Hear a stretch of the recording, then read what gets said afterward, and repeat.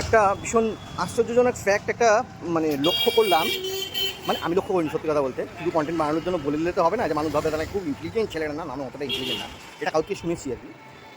যে রাজনৈতিক দল বাংলায় পাওয়ারে থেকে একবার সরে যায় সে কোনোদিনও আর ফেরত পাওয়ারে আসে না, মানে এখন অবধি এটা কোনোদিনও হয়নি। আপনি ভাবুন ওই 50, 60, 70-এর দশকে যারা ছিল গেছে, তারপরে কোনোদিনও পাওয়ারে আসেনি। 70-এর পরে যারা ছিল তারা পাওয়ার থেকে গেছে, একদম পুরো নিশ্চিহ্ন হয়ে গেছে, আর এখন এই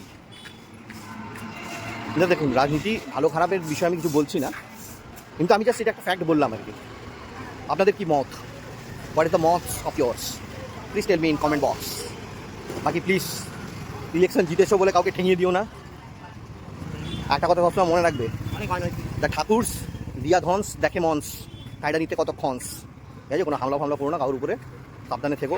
তোমাদের উপরে যদি কেউ কোনোদিনও কোনো হামলা করেছিল সেটার এভিডেন্স নিশ্চয়ই তোমাদের কাছে আছে। এখন তো তোমাদের পাওয়ার আছে, এখন থানায় যাও, কমপ্লেন করো আর উচিত বিচার করো, কিন্তু আইনকে নিজের হাতে তুলে নিও না। বোঝাতে পেরেছি? বাংলার জয়, বাঙালির জয়, ভারত মাতা কি জয়। সবাই ভালো থেকো।